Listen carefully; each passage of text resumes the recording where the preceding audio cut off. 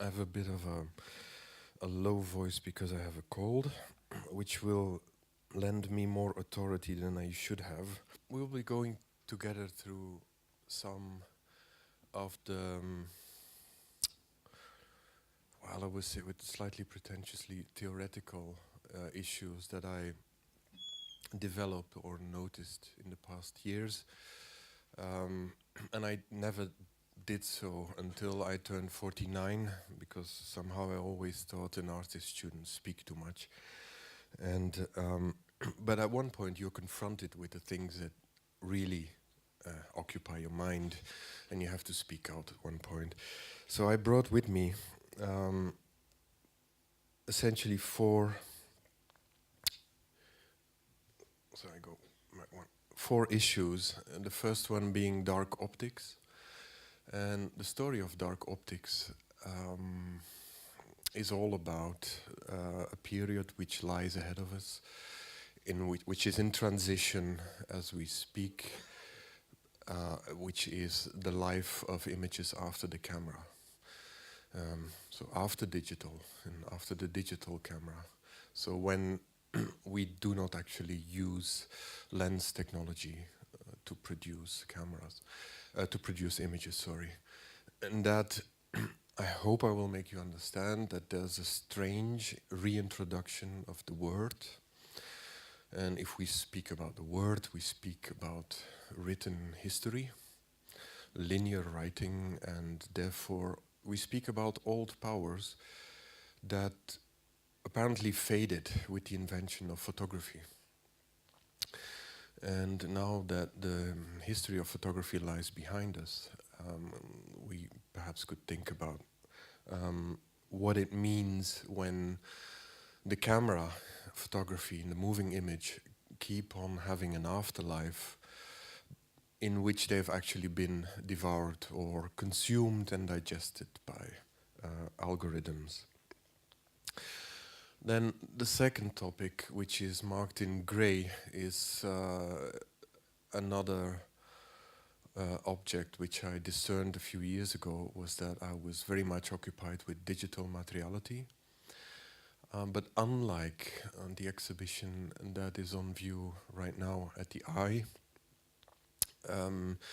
my search for digital materiality really lies always in relation to that obvious camera image or the similarity to the camera image, as if it has taken on an old shape, something that's been eclipsed, while actually making it appear as if it's as fit as ever.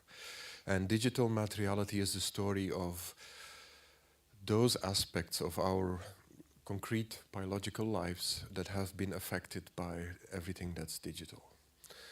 And it is the rhythm, it's of course time, linearity of time, which no longer is needed the way clock time was needed during early modernity. But it goes quite a bit further than that, and I have a few examples with me. For example, the oil workers piece, which is about a state between water and oil, or even the quiet shore, which is a state between something that has crystallized and something that looks like water. So in my approach, really digital materiality always is translated back to something very photographic. However, anything virtual, anything digital will always exist only in a suspension between two states. It will never really materialize into an object. That doesn't mean that it doesn't have an effect on how we perceive objects. The third is, I will try not to speak about it, but it's something I'm very fond on, is radical incorporation, or I've dubbed this pre-corporation, which is something that I believe it's an English writer by the name of Mark Fisher brought me to when he spoke about the life of Kurt Cobain, and how Kurt Cobain was very much aware that it didn't matter what he did, or however much rage he would, and however much opposition he would perform to MTV, etc., it was all programmed from the start. So it's a form of, it goes back to Jean Baudrillard, you could say, with the difference that cyber culture of the 90s didn't really consider physicality. Cyberculture was considered to be an event without physicality, and we know better by now that physicality is, of course, very much there. And the fourth, on which I would like to speak a little bit more, would be something I found out really just recently in a conversation that I had with the philosopher, Italian philosopher Emanuele Coccia at the Centre Pompidou last April on anti-anthropocentrism. And I was never aware that even throughout my career, starting with works like The Bordeaux Peace from 2004, up until Olympia, which is a 1,000-year-long virtual film, I was really concerned with the moving image, but not so much with the actor, and not so much with the foreground, but with all those processes which are unimportant to the camera eye. And the camera eye somehow is a very strange phenomenon in the sense that it's a hunter's eye. We chase and we shoot images. And we have a certain virtuosity in doing so. While I realized, and only recently, that my attention really was towards those objects which were dwarfed by the foreground, processes like time, the passage of time, if there's something like real time, can we observe it in the moving image? And what is the violence inherent in the filmic image? This 25 frames per second or 24 frames per second, or even the much faster rate. What is that violence, and how does it relate to your corporeal reality, which in fact can never grasp that movement? And from there I realized that in fact I had a certain romantic longing for processes which usually are cast out of the foreground, which would be the movement of the sun in real time, or the growth of vegetation in real time, which is a process which is necessarily too slow for the human being to observe, because it needs to happen in real time. And real time is simply that which you do while you breathe, and it's really the only capital to which you can fall back over and over again, while clock time is in fact financial capital. It's that kind of share or market share of which you lose permanently more. So I've made a little sketch yesterday on what I believe, I mean, these are all inventions, so you could consider they're illusions made up by an artist, but I'm just trying to think out loud where to position the history of photography. And that includes, of course, the history of the moving image. Shall we just say the analog image, the image that where light leaves a trace onto a chemical substance and then is fixated and then being reperformed in time through a device. And one could say we're speaking about roughly 160 years, where let's say that we start with Niepce's development of from lithography and then actually managing to fixate evaporating traces of light onto a surface. Shall we just take 1839 as a beginning? The 1840s are more generally very fascinating key moment in time. There's a lot that turns around that date somehow, including Industrial Revolution and so on. I set the beginning or the awareness by artists somewhere again, one could say arbitrarily, in 1798 with Los Caprichos by Goya. And Goya is considered to be, later on then of course in the black paintings, is considered to be the genesis of modern painting. And of course, many of us are aware that photography is not really invented in 1839, but the awareness among artists that the dominant pictorial system of painting disintegrates is, of course, much older than that. We could say, again arbitrarily, roughly 200 years before the invention of photography, or maybe with the onset of the scientific revolution. You can just pick a date there. And then I've set the end of photography as a system of checks and balances in 2001. Also, this date is up for debate, but somehow September 11, 2001 is a key date that's in all of our heads collectively as a moment where something rather strange happens, and after which a lot of the old order somehow starts to change again or transform again into something unknown. And then, strangely enough, from 2001 we go back to 1839. And with that, I lightly, provocatively refer to a return to the 19th century. Not only culturally, but also economically, politically, socially. I detect a return to the 19th century on many levels, and that includes a return to serfdom, feudalism, pay rent, but also, and this is more notably what I would like to talk to you today, the changes in photography and the changes in the camera image, which return slowly to a state which is closer to the tableau. Did I forget anything? No, I don't think so. So, this term of dark optics is really could be replaced by many other titles. But maybe we should just repeat a bit of first day of photography history in academy. Analog images were thought to provide mutual authentication between what is in front of the lens and who's behind the camera. It subcontracted a recently lost truth system, namely God, to a device and the technology that developed out of it. Underneath, I've just added today that the liberal origin of the camera is in fact the secular immaculate conception.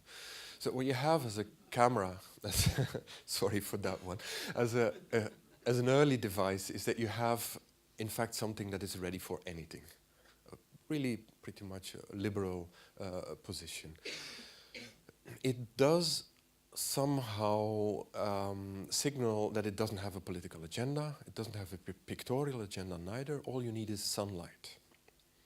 And then we will come back to sunlight as something that's actually part of the past. The sunlight itself, and this is why I gave the title for my speech to dark or dark optics. The sunlight somehow was a systematic returning aspect in the camera. Therefore, the camera as a device is a device of hope. And in my first page, I wrote that the camera was a system of checks and balances. And if you think about for a moment what that means, checks and balances mean to be able to reorient yourself amidst industrial revolution, amidst all this chaos. And can you just imagine for a moment what it must have been to live in Paris or London in the heydays of smog, where you had, on one hand, you had impressionists painting a system of light which was too brilliant for the eye, in fact, while the daily reality on the street was that the smog was everywhere. And it cut to your throat and you couldn't actually breathe properly. So you had these paradoxes in during early modernity and mid-modernity. Now, this system of authentication that photography provided is lost. And it's my belief that it generated an anxiety, let's say just a lot of questions in how to relate to images, how to relate to the photographic, or shall I just say to the automatic images. And automatic images are images where you don't have a creator, or at least collectively you do not really see a creator. You think it's actually a device that recorded it. But little by little we start to collectively understand that this device really only was a pretext, that it was a system of confidence and truth, and that when the system of confidence and truth is lost, there are a few problems on the horizon. The analog era is now closed and lasted roughly 100 years. It transitioned briefly into the digital camera, which still used lenses, and which in fact tricked a lot of people in thinking that the dichotomy between digital and analog was one of the verité of the analog image with the manipulative aspect of digital images, digital images. But that was an illusion too. We're moving into an era where images are no longer dependent on light, but born out of the three C's: concept, conversation, and consensus. Example given: long deliberations on vegetation used in an image. In my case, that would be the Olympia piece that I had made recently. And they would require a degree in biology in order to be able to solve them adequately, but they're settled using Google or Wikipedia. So in fact, we do not have time to go through the degree of biology in order to define what images or what vegetation in dark optics would be. So we settle for a reduction, for a limited version, something that is not too complicated. And we agree on an image or on a situation out of that. People who are very deep into gaming culture or into pictorial 3D will understand what I'm talking about. And I realized that concept, conversation, and consensus were going to be what images are all about. Because of an experience that I had some 6-7 years ago when I wanted to make a piece which was entirely filmed in a forest. But I would do so using only 3D images. And now, technically, this evolution, of course, goes very rapidly.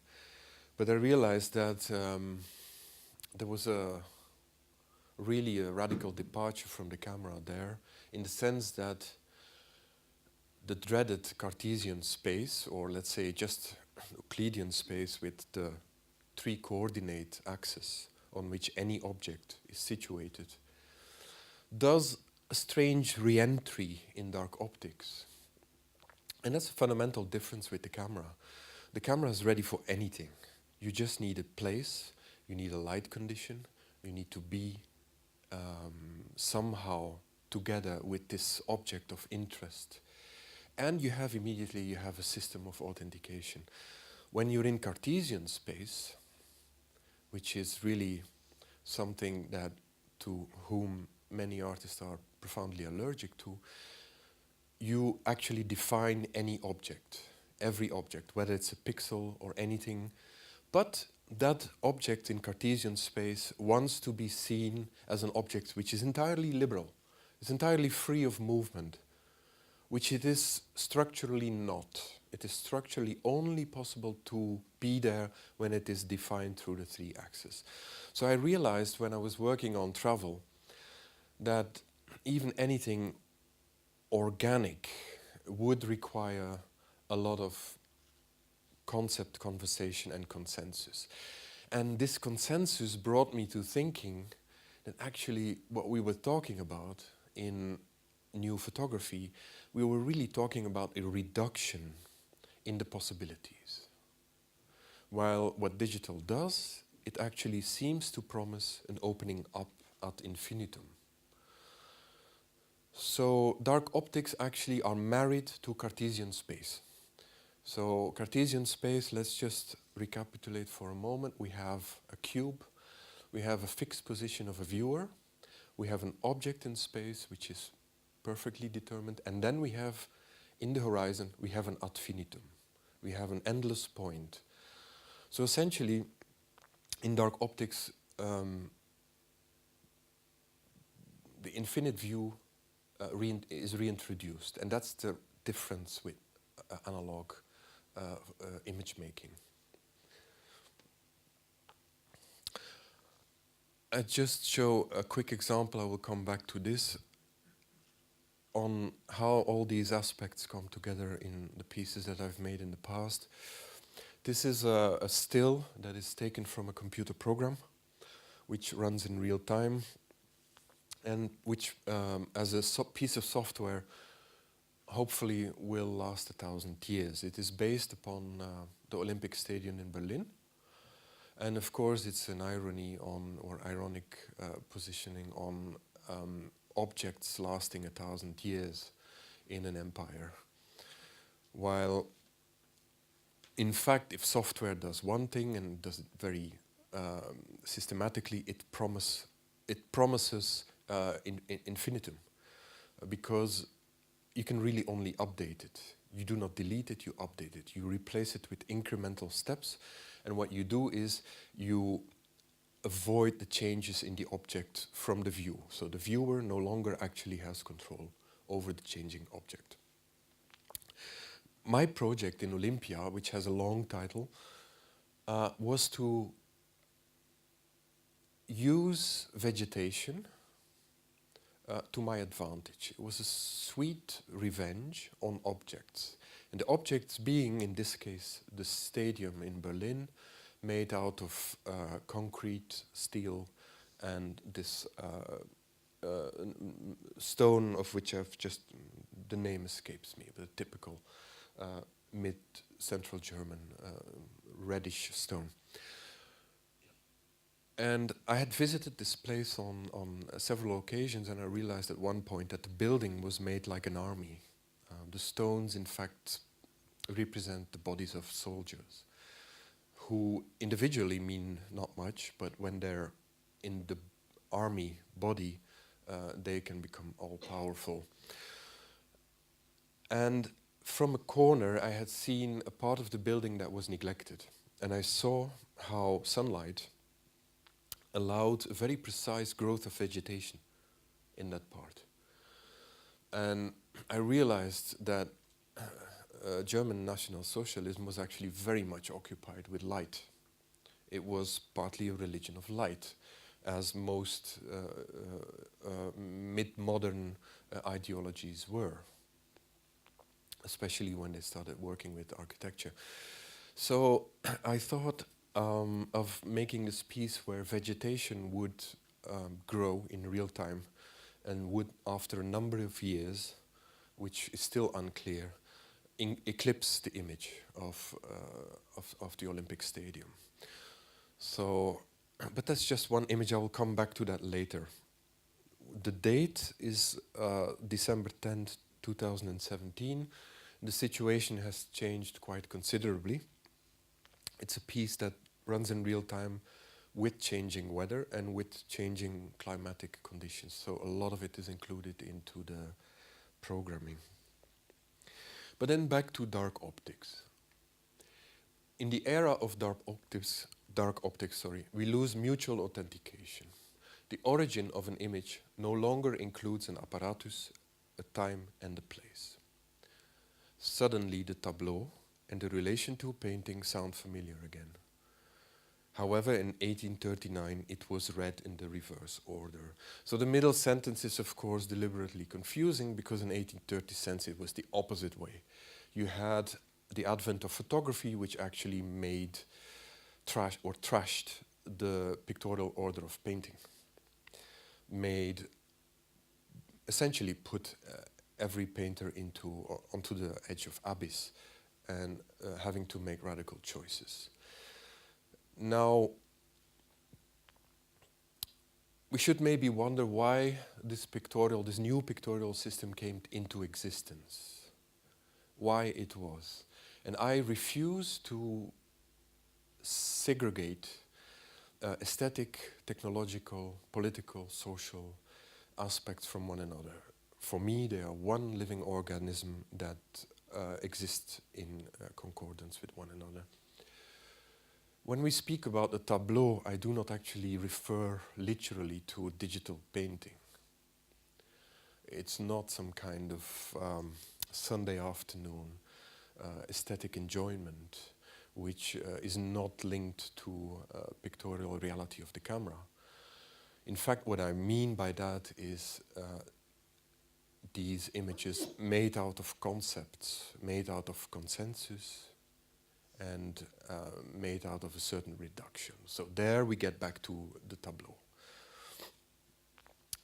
Don't despair if you're not following. We are filming everything, and maybe you can read it or go through it a second time later.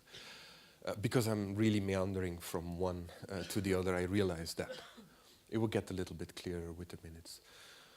And most importantly, this is actually the center of my keynote tonight, is the idea of confidence or trust in the camera. It forces us to admit that all along, photographic authenticity, the way we've known it through the history of photography, required confidence or trust in an apparatus. Not only celluloid, but just like one would find reassurance in the word of a member of one's own community, a mother or a brother. What am I saying when I actually take away these concepts of fake originality? Has this been filmed or has this been manipulated? What if I take all of these and I trash it for a moment and we just say, hang on.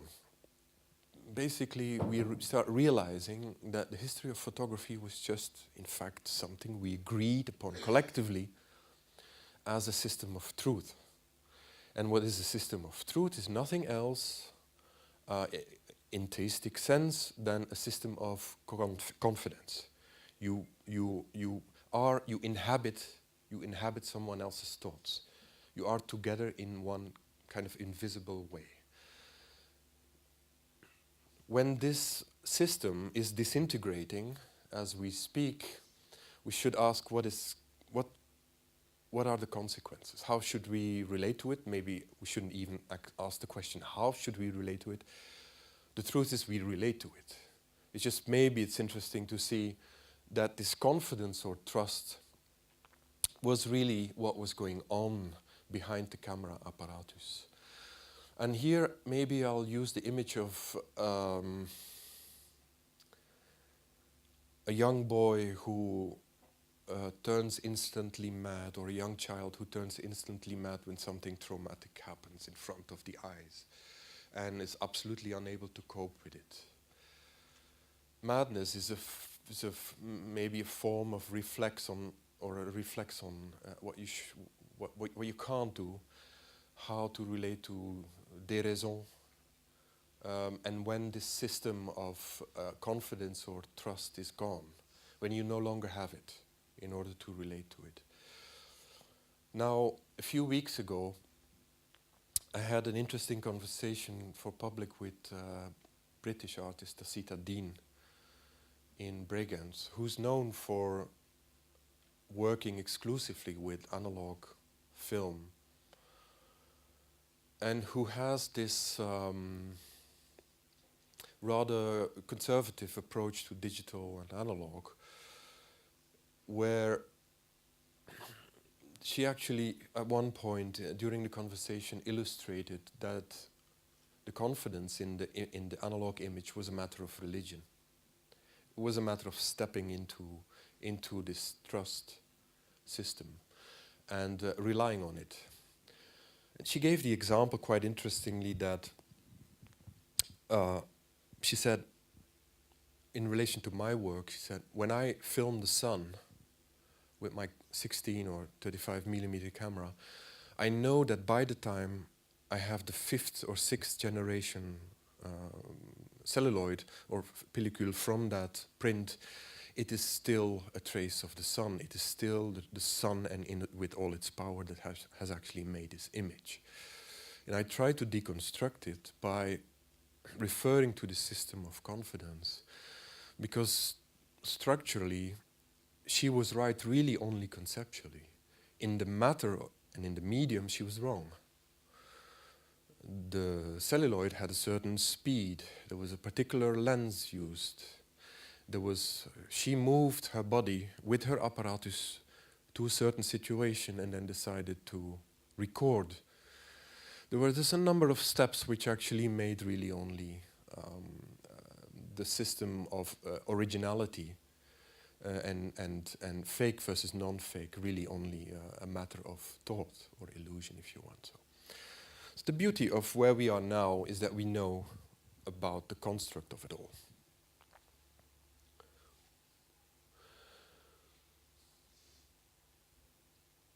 Of course, maybe I should precise a little bit the awareness of the consequences of the loss of confidence. With all I'm saying, I'm really not implying that the platforms for photography, documentary filmmaking, cinema, animation, street photography, documentary photography will all collapse. Quite on the contrary. We do not see that they have vanished. They appear to exist more flourishing than ever. This is important in the taking over of digital in any technology that it encounters. It simply eats everything it can, but it leaves the practices untouched. So the rituals of the practices, and that includes the documentary filmmaker, are untouched. Excuse me. The entire process of which I'm speaking is not something that occurs during a lifetime. Okay, it is really only something hypothetically, shall we say, just over a very long term.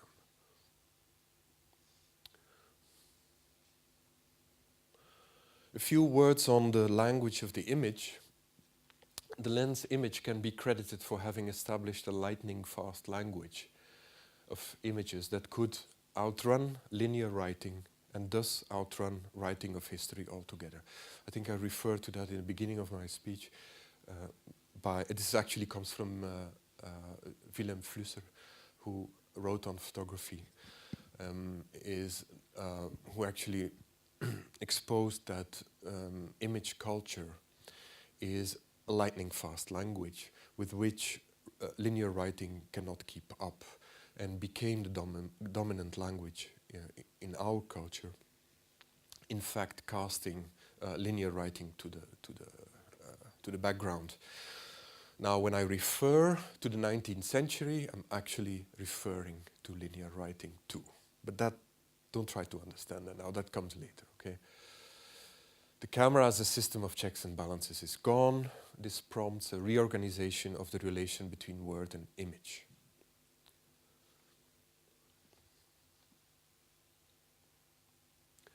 I think I spoke about Cartesian space in 3D pictorial images.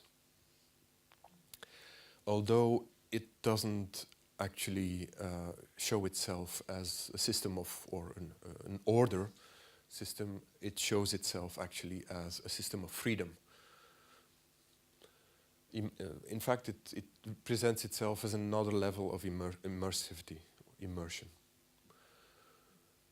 That brings with it the dreaded Cartesian dualism between mind and body, of which artists would really like to get rid of once and for all. And it made me think of the oppositions between the binary system of computing, linear perspective. It resembles, this is a phrase by Gilles Deleuze, le point de vue de deux and le point de vue de Dieu, where he refers to the geometry of Leibniz, Baroque philosopher and mathematician. And this is these beautiful moments where Deleuze captures a lot in a few phrases. Le point de vue de deux is, of course, a reference to the power of the binary system, which Leibniz introduced. Le point de vue de Dieu refers to Cartesian perspective, to the all-powerful mono-eye that controls and observes everything and all objects. Now, from here on, I go to more images, which I think you might be wanting to see.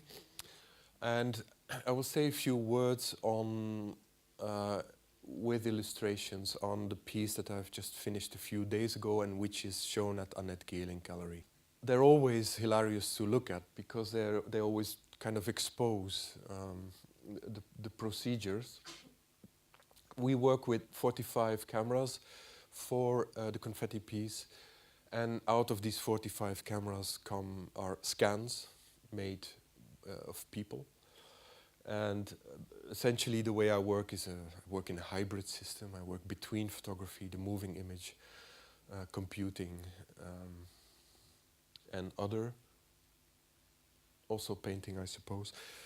This is an image of the final result, which has become a succession of 120 images in sequence. One could say it's a slideshow. It resembles older work that I have made, but it does so in a far more radical way, I believe. Now, and then I know this is confusing, it's also to me. I start talking about the new piece and then I jump back to theory. The horizon in the moving image is relating to what I said in the beginning, the anti-anthropocentric, where you do not accept as a filmmaker that humankind is the central subject of any image or any camera image, which in fact it is. There is no camera image without a human being being its core value or its core subject. And my search to try to give space to all these aspects of the moving image which belong to the trash, such as trees, witnesses, backgrounds, shadows, and which really only play a secondary role in image making, while the primary role is always the human being. We've spoken about reduction of diversity. It's funny, we could also say it's a reduction of biodiversity, maybe, and that echoes, of course, other aspects that are happening.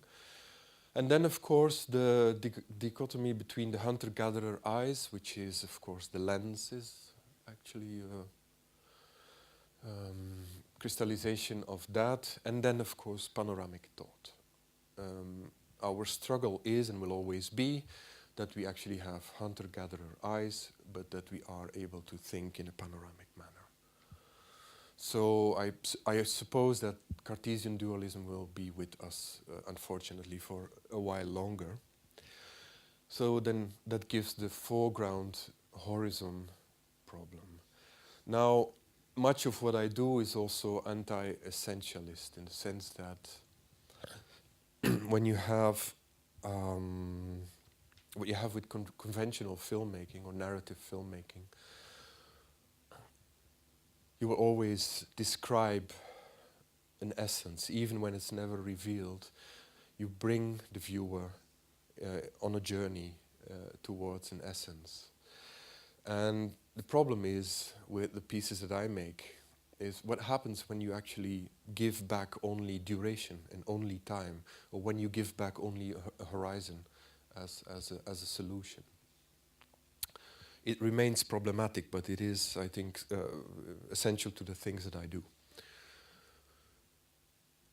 Something completely different on the first appearance is the pure necessity, which was recently made and shown first at the Rotterdam Film Festival. I usually never show at film festivals because I'm not sure if biologically a human being that sits collectively with a few hundred people in one room is my ideal situation for looking at the work. My ideal spectator is a spectator who's not actually locked to the seat, but who is unlocked and who has no guidance except for that which goes back to Walter Benjamin, the flaneur. In fact, the flaneur through a city, which picks up certain impressions and leaves others, which is in fact the cinematic viewer transposed to the museum. if you want. Now, The Pure Necessity is a remake of The Jungle Book 1967 animation. I wanted it to be exactly 1 hour because clock time dictates that 1 hour is a good definition of boredom and of time passing. But my ambition was to take away all narrative, or as much as possible, certainly spoken narrative, all music, all dancing, and to make a hybrid between something that looks exactly like the Jungle Book animation, but where something else is introduced, something alien, and which is studies that I made of animals in zoos and animal parks. And of course, I spent months in situations like that, and the common denominator is, of course, boredom. And it taught me, working on this piece taught me a lot about what happened to cinema since, let's say, post-war period, cinema and television, and let's say through the Margaret Thatcher era, and of course now radical digitalization, that I realized that cinema had been, and that includes actually television, had been a system of putting people together, not just as a group, but as a family. And you watch the daily news all together as a family. And it probably came into being because of the things that happened during the Second World War, which prevented, in fact, dialogue after the Second World War.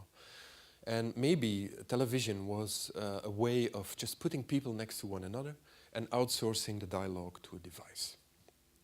So it's a kind of, again, we're at the secular version of churchgoers. But I realized that in 1967, when the Jungle Book came out, that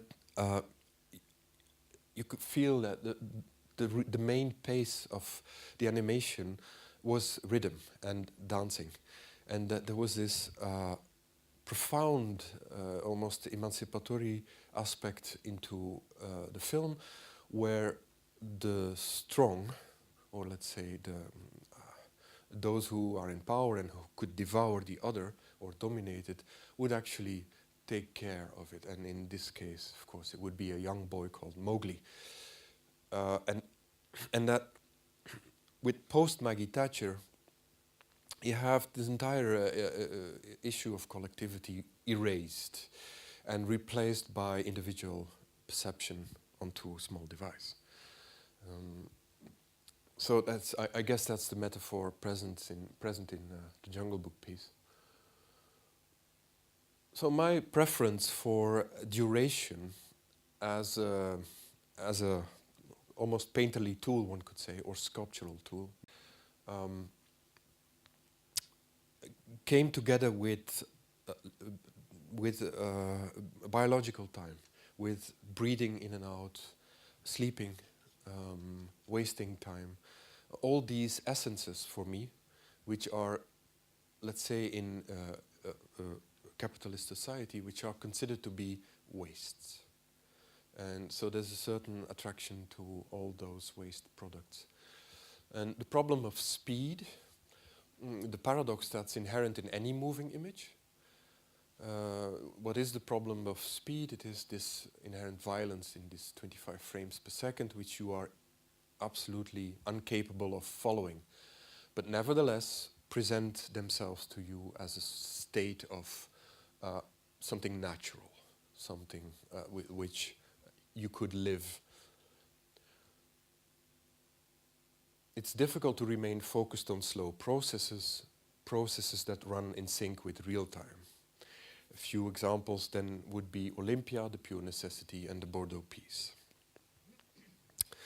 Now a little bit more about Olympia. So I'm jumping back a little bit to this work. Here you have the entire title.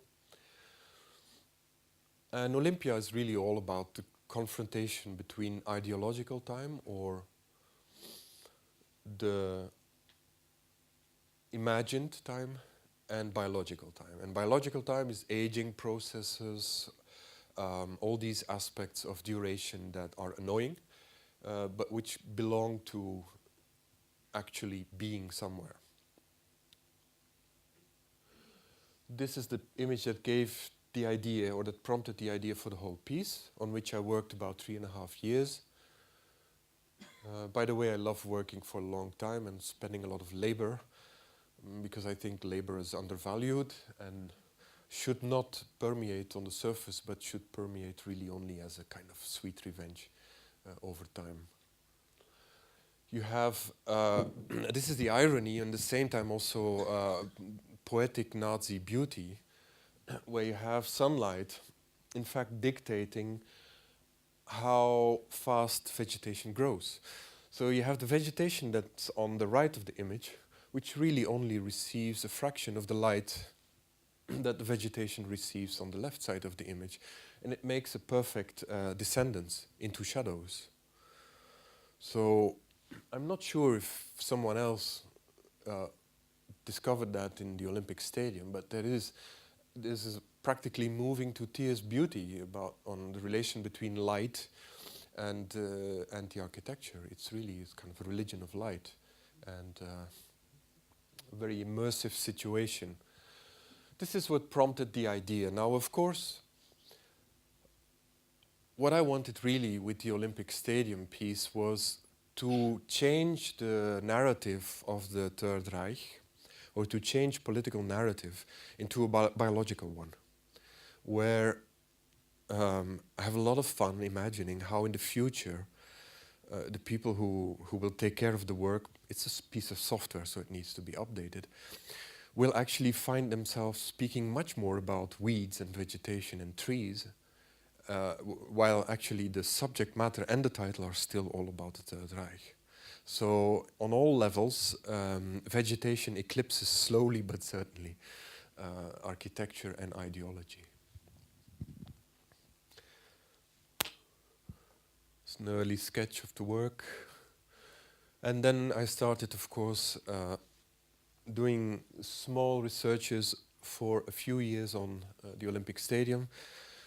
This is Pripyat next to Chernobyl, where we have, I believe, almost exactly 25 years of uninterrupted growth, and where you can see how vegetation pushes. Talking about a reduction in biodiversity, of course, the challenge with Olympia was to speak about, to have conversations with many people, including biologists, material expert, an architect, on what plants would normally grow, what would be the true actors of my work. And there's surprisingly few. I believe it's like core of 15 to 20 species that we're talking about. And then I started doing simulations. I was once upon a time trained as a lithographer and a painter. And so I still make a lot of studies on how to imagine the piece. So these are, I mean, the Germans would absolutely hate that because it's so much weeds. Well, if they've been good at anything after post-World War II is making sure that it would look like life just goes on. And this is the way the Olympia piece is installed at the time in 2017 in Berlin. This is Schaulager in Basel in 2017, an entirely emptied out exhibition space, no walls. And then a few snapshots of the work. So this is really the only memory that we keep of the installation, is a little program running inside the program, like a kind of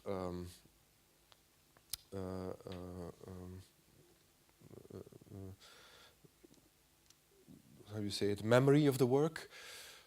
This is April 3rd, 2016. So that's really at the beginning. We started on March the 15th, 2016, where virtually the last time, for the last time, the grass was cut. It's already September of the same year. In the background, you can see this one building, which is the Unité Habitation by Le Corbusier, which is placed over several places in Europe. One is there, which will, of course, disintegrate, but you will not notice it. Here you have again this magnificent light, which really is always different every day of the season. An image grabbed during wintertime. It was hilarious when the first snow came. There had never been as many visitors in the exhibition space as when the snow came. I suppose. No, I don't know why. Because the building is just 7 kilometers away from the exhibition space. Rain in March. Oh, that is night. You can see a little bit of moonlight. And the beauty with computing is that if you do something precise, it really does it much better than, let's say, modernist militaristic order. August 4th, 2017. Of course, I'm not going to illustrate how the work really functions, but it's a permanent animation or a permanent circle around the stadium, which goes one turn every hour. So it's 24 turns per hour.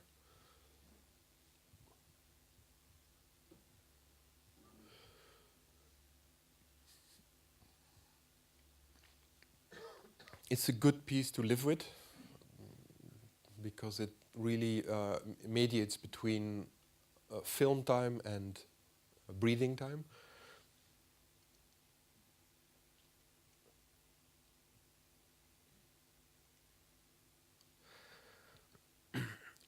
Okay, so far for my, I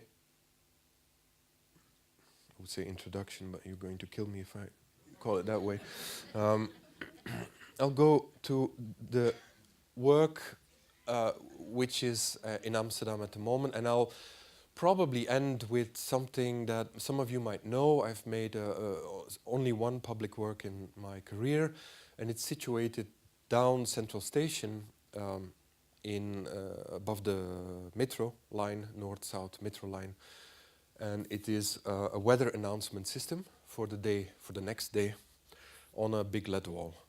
So it's rather sophisticated work. If I have the time, I would really love to speak about that piece as well. The confetti piece was produced over a period of 3 years. And as often, I'm a bookworm. I don't read that much, but I look a lot in books. And I have a collection, and these prompt ideas. I think I have this picture since about 15 years. And it's actually 2 pictures together that gave me the idea of panic on one hand and euphoria on the other hand.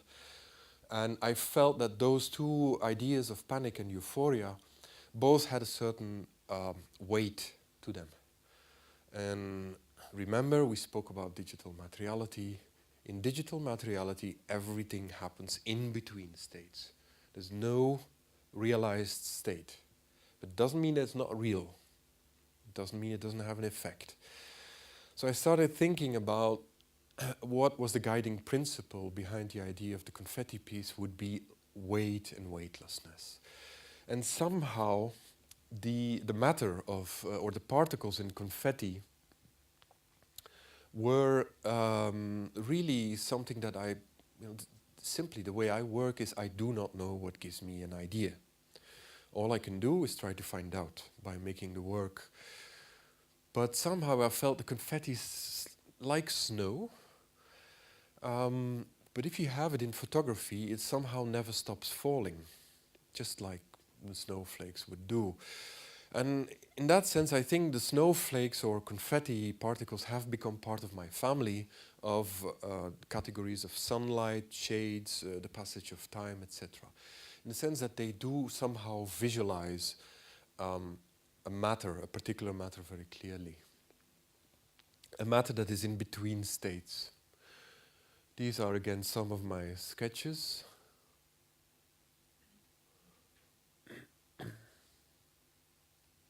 I draw throughout the process of working, and these sketches are far more recently when we already had ideas on how to make the composition. When we speak about dark optics, we are also speaking about what it is to be blind and what it is to have only memory to rely upon. But of course, memory is not only a memory carries much more with it. And the future of any image is always memory. But the memory is not, it's not something untouchable. It's something that you can touch quite truly. It brings with it ideas of touch, sensations, intensity, breathing fast or slow. And it's all these things that you'd never pay attention to. And of course the moving image is simply a system of annihilating temporarily all those processes that go on in your body, which you just take for granted. Some research pictures for the confetti piece. I tried to resist the American election theme, but it was impossible. Not because of the election theme that which Trump manages to monopolize every day on television, but simply because of the, I would say, well, this is my way of pulling out, is I would say because of the three colors, the red, the white and the blue. From the tests that we had done with lighting up these confetti pieces virtually, came about a certain historicizing quality in the light, a certain almost quasi-baroque aspect to it, which simply was not there when I would use minimalistic silver confetti. And I deliberated a long time on the use of the politically explicit American theme, but then decided to take out the most prominent images, let's say the banners hanging all over the place, or the names of the candidate.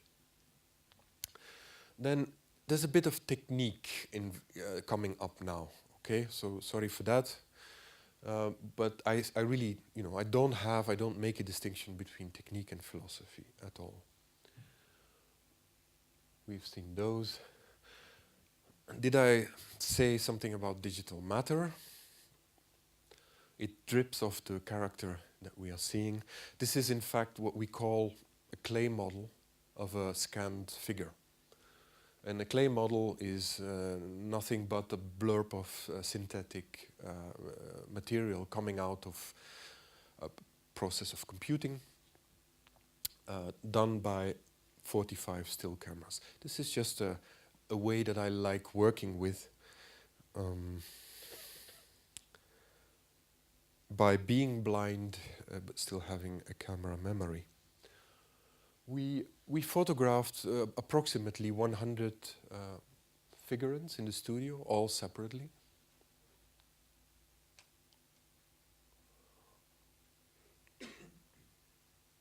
This looks very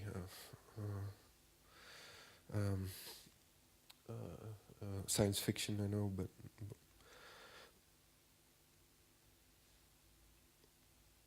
that's my studio with the rig. With 45 cameras set up, ready for the scan. I think someone defined the confetti piece recently as the rigged election piece, which is really true on two levels. The little boy, which is at the core of the image. So what the confetti piece tries to do is, I have obstacles So I give myself obstacles. The Tricolore American team, election team, is an obstacle. It's something over which one would, remember the Olympia piece, one would endlessly have discussions and debates on a political topic, but they would be eclipsed over time by something else, and that is this materiality which is digital. We had then on top of that, in the center of the work, that little figure, and it's the second time I work with a young actor, or figurant if you may. I did so in the Quiet Short too, where you have a little boy who happens to be a black boy with both parents who are the center of the work. They're the nucleus. They're essentially the eye of the storm. And surrounded by white Anglo-Saxon culture, if you want. We did screaming sessions with that boy. And the scream itself was again one of these obstacles. So we've had the confetti, we've had the election team, and we've had the black and white. Those are all oppositions. They're only trouble. They only mean trouble in terms of narrative way. But I kind of like to climb these walls and to get over them. The scream is another one of these obstacles. How can you have a scream that's utterly mute? And I think, I'm not sure, but I think I wanted to have the scream in because it is also digital matter. It shows that that audio and image have actually nothing to do with one another, and that audio is best heard without any sound. And I try to generate this mute scream where you would have a volume, a certain volume, but not have any evidence of it.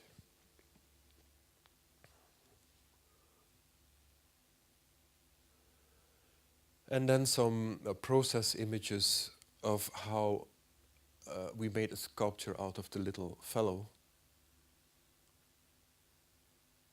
And then, of course, the backdrop needed to be made.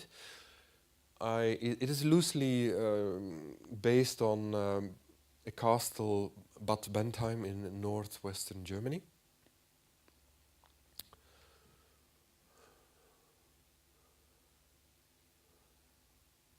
My assistants tend to take their time for every object that they want to make. It generates sometimes really hilarious screenshots. And then this is probably a brick wall under construction made by an algorithm. It's funny how digitality makes trash from many aspects of modern art, isn't it? There's so many things that come back with a vengeance. That's the building in question. And that's the confetti. The way the confetti was made was of course at the center of the work.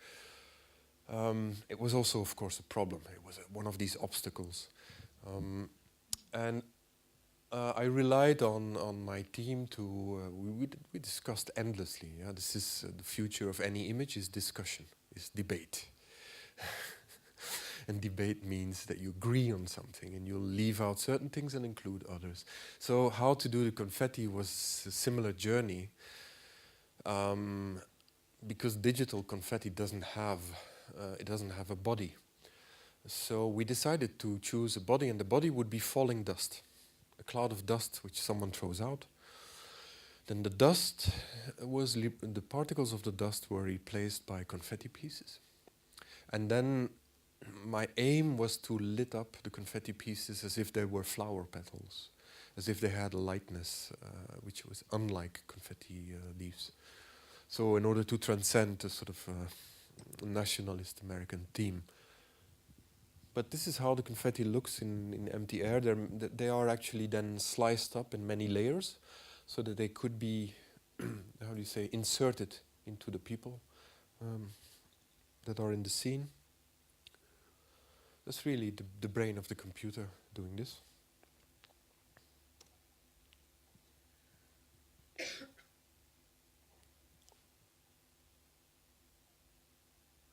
This is when it's replaced by confettis.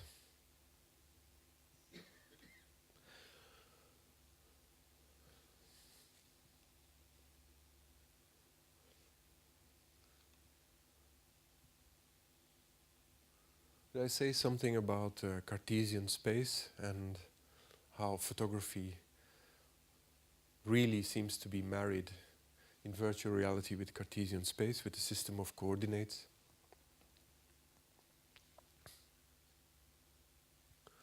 This is all the people together. They had no idea they would be together at one point. But of course, you know, when you are blind, it is difficult to stage. It's difficult to stage a moment of euphoria or even a moment of anxiety. No, maybe I should say a moment of anxiety. No, we're culturally very good at that. But a moment of euphoria is a little bit harder. Angst is always easy. These are some snapshots of my studio wall a few weeks ago as the final decisions were made on the images. Debate, debate, debate. So, of course, you can say, excuse me, but why don't you just take a camera and make a situation and just simply do it? And the aspect of when you work like a mole under the ground without any idea of what's happening above you, when you work in the system of utter madness where you have to rely entirely on memory, it forces you to expose your own limitations on what you think are the objects around you. And the reason why we work a long time is that I would like to give to myself and my team the time to understand these limitations and to transcend them. And one could say the reason why I work so deeply, so radically within digital matter is because I want to oppose it. It's not so much because I'm in love with it, but it is because I'm essentially using the weapons of my enemy. And then these are some of the final images of the work. But we'll go through that quickly. It doesn't make sense to have a real-time work or a work that takes 16.5 minutes shown here. Sometimes I've wondered why, when we think about the exhibition that's on view right now, why I do not actually work much more on digital matter and instead prefer to work on digital materiality. Materiality being that state which resembles the photographic image, but which is radically not. And I think it's probably because I am profoundly figurative, and I really love working with the residue of the camera. And therefore, also probably because I really don't have a lot of expertise on the binary system and on how to deconstruct or expose data streams and so forth and so on. But if you just think for a moment about the works you've seen here above or next to us, is you do see somehow when a digital structure is exposed, you nevertheless have a very traditional or conventional working together of sound and image, where sound has depth and bass effect to it, and therefore also spatial effect. And in fact, you know, I don't think you can expose digital matter altogether. It does one thing very well, and this is always to escape you grasping it. You can't. It's a code which is only accessible temporarily by a specialist. the weather engine. It's 2018 and the end date is undefined, I hope as long as possible. This is the space where the weather engine is installed. You can see this strip with text there. That's where the screen comes, which is there now. These are early visits to the space when there was not yet a running metro line. And somehow in the structure of that the architect had foreseen in this metro station, I was echoed. Or echoes came of, among others, Mondrian's semi-abstract work. And of course the Dutch landscape, which is unavoidable if you're Flemish. We don't have any of it, you have a lot of it. But it's always the same, there's always a canal and a view in the distance and never a hill, or very rarely. So it brought me to this, and then this, which was a visit to the north landscape of Amsterdam, and then this accidental image, which resembles so many of a canal, a path next to it, and then a dike. I found the dike very handy as a image aspect because it conceals the horizon. So on the horizon really only, this is work in progress, it's not the work finished. The horizon really only was shown to the left. And the idea would be there with the weather engine that people use the subway several times per week, maybe twice a day at least or more. And they would do so often also in wintertime, or maybe more often in wintertime than in summertime. And basically, you know, metro, underground, you're again like a mole, not seeing what's going on above it.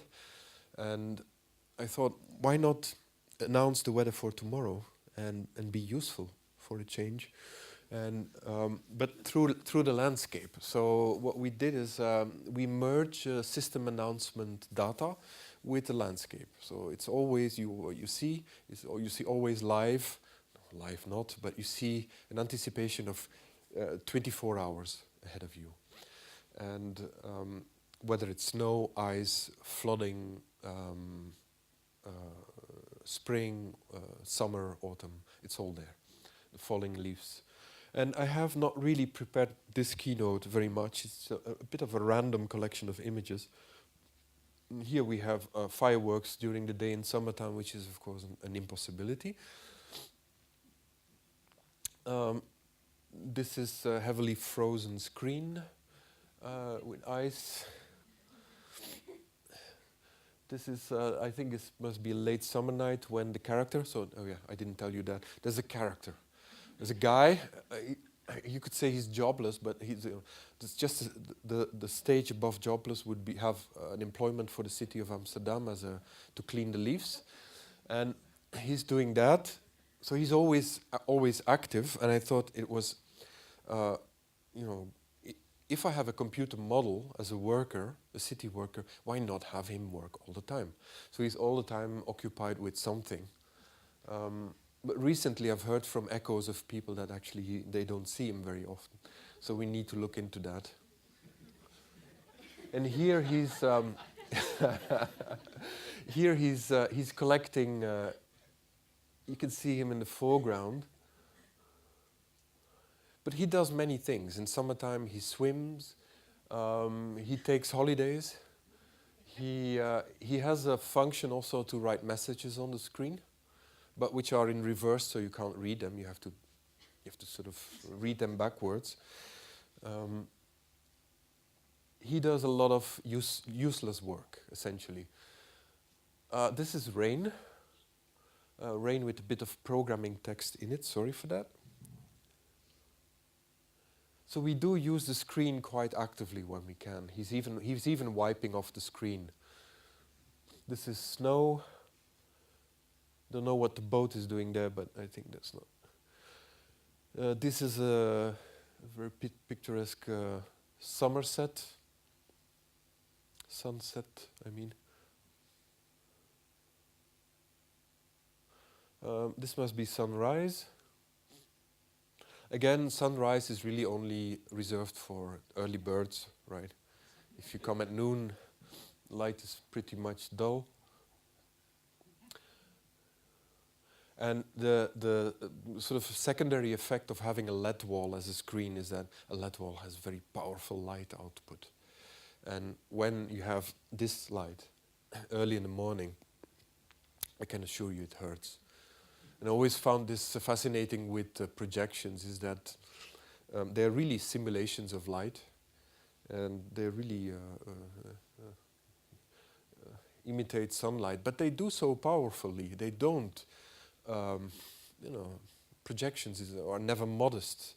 They want to assimilate as close as possible to what they're representing. I think here he's starting to prepare for flooding. Fog. Oh, I think this is quite advanced version of the defense wall. And then some very early, these are really early simulations.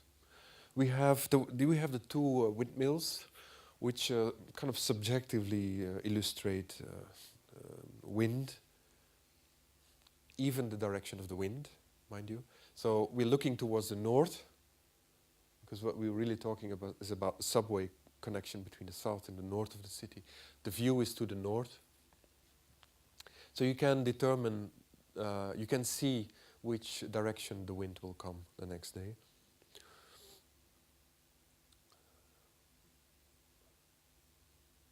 Yeah, that's proper flooding without any protection. That's stormy weather. This is how we work. So we start with all these sketchy situations and then try to get them deeper and deeper and try to reintroduce more plasticity in them. This is from years ago, in fact. Oh yeah, there was a lot of opposition to the typically Dutch windmill, which I can understand, which became then the industrial windmill. And then that's the character, which happens to be me. These are just some, illustrations of how this is done. I love that one. He's a bit of a loser, right?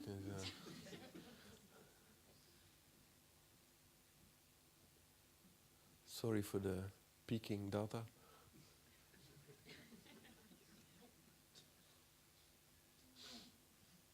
That's, previous is my skeleton carrying one of the sandbags that you can see in the image. These are different expressions. That's summer. Texturing. And then getting a skeleton. And this is seen from top. This is my character also has a tendency of painting the landscape, but he does so quite rigorously, including the grass, the road, and the trees. And he can paint them in any color. So that's, I think, more or less what I wanted to say to you today. And thank you. And I don't know, maybe there are questions I'll be glad to answer. Thank you.